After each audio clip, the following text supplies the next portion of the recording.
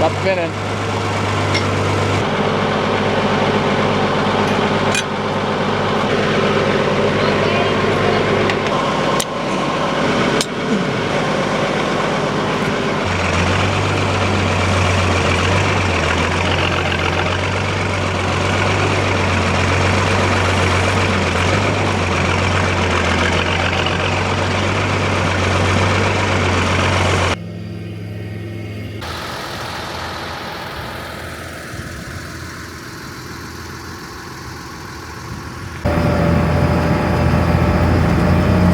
You know, sometimes it's nice having kids around, extra ones too.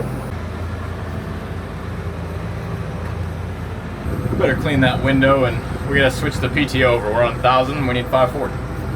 What in the world makes this kind of tire track? Well, that's probably it right there. It looks like that is the tire track of a tire that is leaving the chat.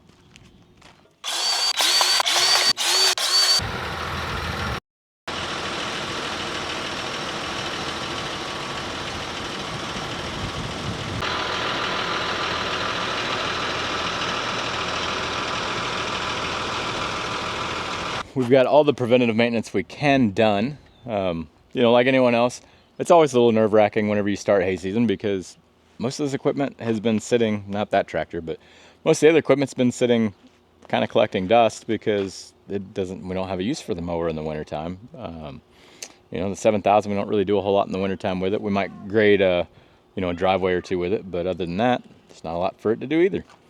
Now here in a couple of days, we're supposed to get a lot of rain tomorrow, so depending on whether or not we get that rain and how much we get, we are going to be cutting hopefully Thursday. But if we get too much and we can't, then we'll have to wait until Friday. But for you, it's going to be about 2 seconds.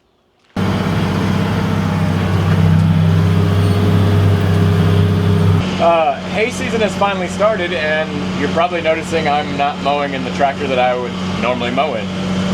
Well, that's because we had an incident. The 7,000, everything went back together, and we did have low range for about 30 minutes, and then it quit working. Well, anyways, we were like, we'll just mow and we'll just do like we did last year, no big deal. Well, big deal. The valve bodies for the remote started leaking pretty good. So there's probably I'm sure there's an O-ring in there that's busted or worn or whatever the case is, it's leaking. And then to top that all off, the left-hand side brake is hanging. And what I mean by hanging is like it's dragging. Like when you hit the brake, sometimes it releases, sometimes it don't. And then whenever you go like over the hills and stuff like that, and jostles, it's moving it and again catching it or making it drag. So something in there is worn. We gotta dig into that and figure that out. So I don't know if we'll have that tractor for hay season or not. I am attempting to mow everything I can today. We're not gonna go too crazy and like work into the night because we have a new rake, and not only that, but we are down to one tractor. So if something were to happen and let's say we blow a hydraulic line on this tractor, God willing, we don't. But if something did happen, we're kind of in a bad predicament. So we're not gonna go too crazy. We're not gonna try real hard. We're gonna get some hay done. The hay crop looks amazing. I don't know how many bales an acre we're gonna have out of this, but I am confident it's gonna be more than 3.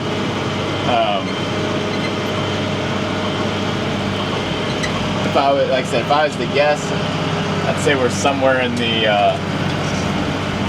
3.5 range. And when we talk about bales per acre, we're talking about 5x5 bales per acre. Our 5x5s weigh around 1,100 pounds. Of course, they could be a little higher, a little lower, it just depends.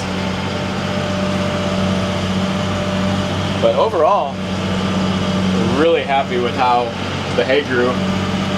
You know, of course, if you have a bunch of rain, theoretically, it should grow well. Tractor's staying right around 205-ish degrees.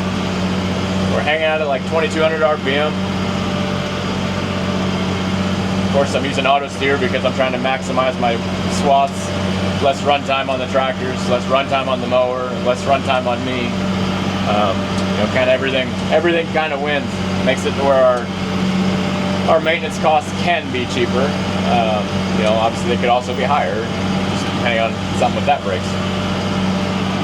But it does, right now it looks like it's going to be the 80-30 doing all the hay duties. It's unfortunate, but what are you going to do? One of those things, you know, things are going to break. It happens. Not much I can do about it, especially, you know, older tractors. And don't get me wrong, we like our older tractors, but it is a risk when we take running older equipment. The implements like the mower, the baler, the rake, those are all newer. You know, but if they were 40 years old or better, they'd have a lot of issues going on too that just sometimes are unforeseen, sometimes it's something that you know about. I really like mowing with the 7000. And it's not because, I mean, it's an open station, I like that too. I love hearing the engine run.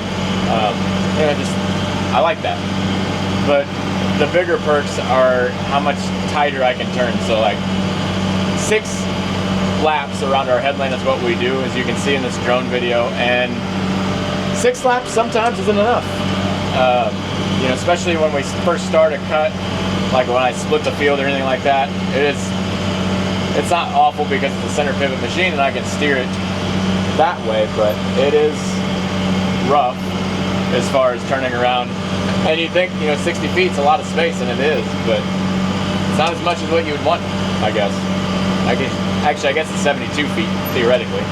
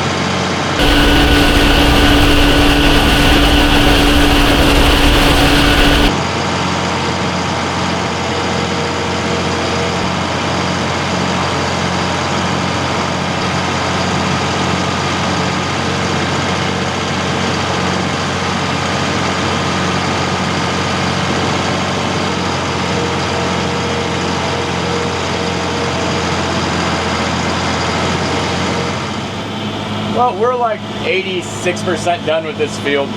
I have a question though. I don't think you guys can see it from the videos. But like I said, the hay itself, super thick. Wonderful crop. You know, even with all the rain and everything else, even the undergrowth still grew well with minimal sunshine. Well, what I'm not sure of is what we're gonna do in order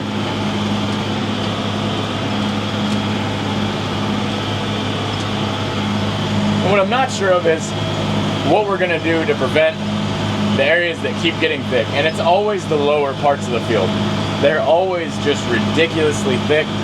And like in this case, this is manure that gets thrown on in the winter for the most part. Some of it gets thrown on in the you know, late March time frame, but majority of it is on throughout the winter. You know, it gets a chance to kind of work in and everything else. But it seems like we always get rains that just drive everything down into those bottoms or the low parts of the field, and then the higher parts just don't look like, this year they still look good, but I want them to look like the bottom that is so thick that I have to slow down and go down a gear to mow it. Now our solution, we think, is we'll be here Friday actually, and we'll put it on after we get all the hay and everything cut. But we're gonna try out a liquid fertilizer, and it's made by Spray Tech. We've never used it before. I don't know how good it's gonna be. It's kind of a gamble that we're taking because we just want to see what we can do in order to make this a far better situation than what it is, because it could be better.